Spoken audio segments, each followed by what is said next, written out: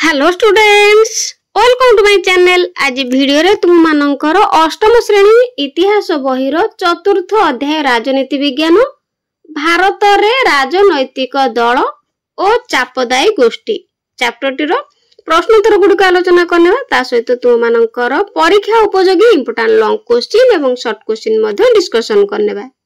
एक नंबर प्रत्येक प्रश्नर उत्तर प्राय 60 गोटी शब्द रे लेख। क राजनैतिक दलर लक्षण गुड़िक वर्णना कर।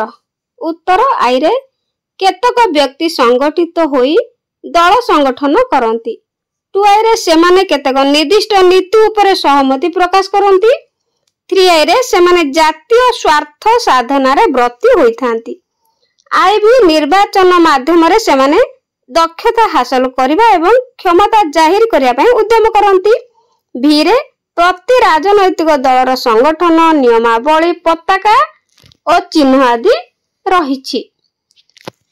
ख गणतांत्रिक व्यवस्था रे राजनैतिक दलर भूमिका आलोचना कर। उत्तर राजनैतिक दल गुड़िक गणतांत्रिक सरकार रो अविच्छेद्य अंग। टू आई रे राजनैतिक दल बिना गणतांत्रिक सरकार गठित होई पारे नाही। थ्री आई रे जनसाधारणकर राजनैतिक स्वाधीनतार परिप्रकाश पाई राजनैतिक दल गुड़िक ही प्रकृष्ट माध्यम।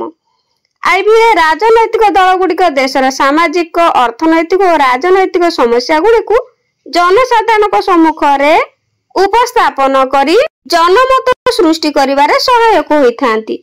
राजनैतिक दल गुड़िक लोकमानकर न्याय्य दाबी गुड़िक एकत्रित करी सठिक भाव उपयुक्त समय सरकार पाखरे उपस्थापन करती। ग चापदानकारी गोष्ठीर लक्षण गुड़िक बुझाई लेख। उत्तर चापदानकारी गोष्ठीर लक्षण गुड़िक है एक रे एहा सम मनोभावापन्न और समस्वार्थी व्यक्ति मानक नहीं गठित एक गोष्ठी। टू आई एहा कौनसी राजनैतिक दल सहित प्रत्यक्ष भाव में संपृक्त नुहे। थ्री आई रे स्वार्थ साधन लक्ष्य रे एहा एक अस्थायी बा स्थायी गोष्ठी होता है। आई भी एहा चापदानकारी गोष्ठी गुड़िक प्रत्यक्ष राजनीति क्षेत्र को न आसी पर्दा आड़ुआल रही कार्य करती। घ चापदानकारी गोष्ठी केते प्रकार ओ ताहा संक्षेप रे लेख। उत्तर चापदानकारी गोष्ठी गुड़िक सांगठनिक एवं कार्यशैली दृष्टि चारि भाग रे विभक्त करा जायछि। एरे संघीय गोष्ठी कहले कोन एक निर्दिष्ट कार्य रे नियोजित व्यक्ति माने संघबद्ध होई सेमानकर स्वार्थ साधन निमित्त सरकारक ऊपर चाप प्रयोग कले सेमानको संघीय गोष्ठी कहा जाए।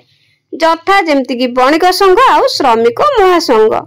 बी रे अणसंघीय गोष्ठी जेमति कि रक्त संपर्क धर्मीय संपर्क और कौलिक वृत्ति संपर्क माध्यम रे एकत्रित होई सेमानकर स्वार्थ साधन पई सरकारी नीति गुड़ी को जो गोष्ठी गुड़िक प्रभावित करती सेमानकु अणसंघीय गोष्ठी कहा जाए। जथा बौद्धविकु गोष्ठी यादव महासभा स्वर्णकार गोष्ठी। सी रे आनुष्ठानिक गोष्ठी जो संघ गुड़िक आनुष्ठानिक स्वार्थ माध्यम रे निज निजर स्वार्थ साधन करिबा पाई सरकारक ऊपर चाप पकांती सेमानकु आनुष्ठानिक गोष्ठी कहा जाए। जथा अमलातंत्र। डी रे सामाजिक मूल्यबोध विरोधी चाप गोष्ठी जो गोष्ठी कौनसी निर्दिष्ट सामाजिक मूल्यबोध रे विश्वास न करी हिंसात्मक पंथा रे सेमानकर स्वार्थ साधन पई कार्य करंती सेमानकु सामाजिक मूल्यबोध विरोधी चाप गोष्ठी कहा जाए। जथा उल्फा जम्मू काश्मीर लिबरेशन फ्रंट। उद्देश्य अनुसार चाप गोष्ठी दुई भाग रे विभक्त। जथा ए रे स्वार्थ गोष्ठी और बी रे जनमंगलकारी गोष्ठी। थ्री आई कार्यकाल दृष्टि चाप गोष्ठी दुई भाग रे विभक्त। जथा दीर्घस्थायी गोष्ठी और बी रे क्षणस्थायी गोष्ठी। 2 नंबर प्रत्येक प्रश्नर उत्तर 30 शब्द रे लेख। क राजनैतिक दल काहाकू कहा जाए। मन रखिबो इंपोर्टेंट क्वेश्चन। राजनैतिक दल काहाकू कहा जाए। उत्तर केतक व्यक्ति संगठित होई केतक निर्दिष्ट नीति उपरे सहमति प्रकाश करी जातीय स्वार्थ साधना रे ब्रती होई निर्वाचन माध्यम रे क्षमता हासिल करिया पई उद्यम कले सेही संगठन को राजनैतिक दल कहा जाए। जथा भारतीय जातीय कांग्रेस भारतीय जनता दल बिजू जनता दल इत्यादि। ଟୁଆଇରେ ପ୍ରତ୍ୟେକ ରାଜନୈତିକ ଦଳର ସଂଗଠନ ନିୟମାବଳୀ ପତାକା ଓ ଚିହ୍ନ ରହିଥାଏ। ଖ ଜାତୀୟ ରାଜନୈତିକ ଦଳ କହିଲେ କଣ ବୁଝ? ଏହା ମଧ୍ୟ ଇମ୍ପୋର୍ଟାଣ୍ଟ ଅଛି।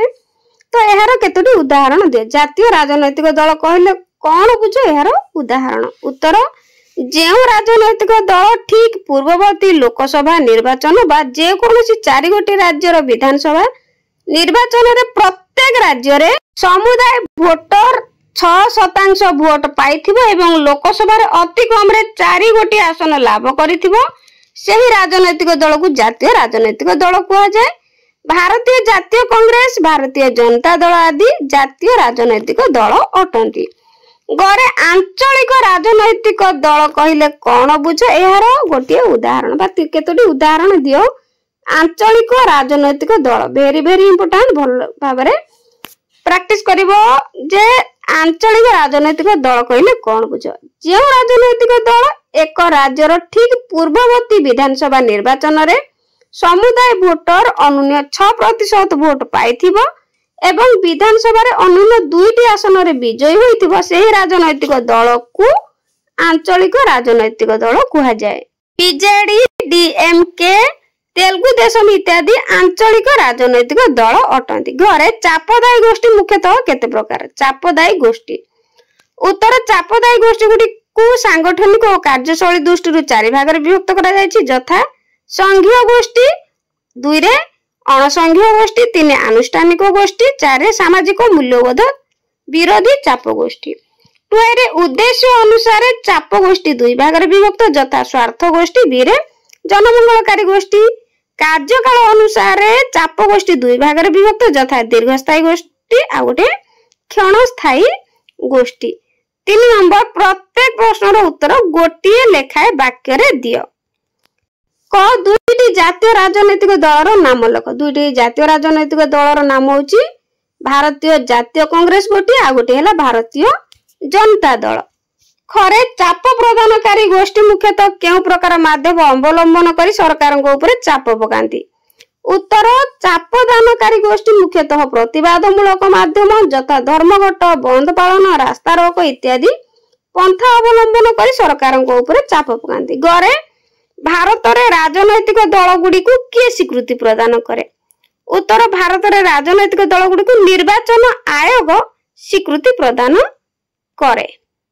4 ନମ୍ବର ରେଖାଙ୍କିତ ଅଂଶକୁ ପରିବର୍ତ୍ତନ ନ କରି ଭ୍ରମ ସଂଶୋଧନ କର। ରେଖାଙ୍କିତ ହୋଇଥିବା ଶବ୍ଦ ଗୁଡ଼ିକୁ ପରିବର୍ତ୍ତନ ନ କରି ଯାହା ଭୁଲ ଅଛି ସଂଶୋଧନ କରିବା।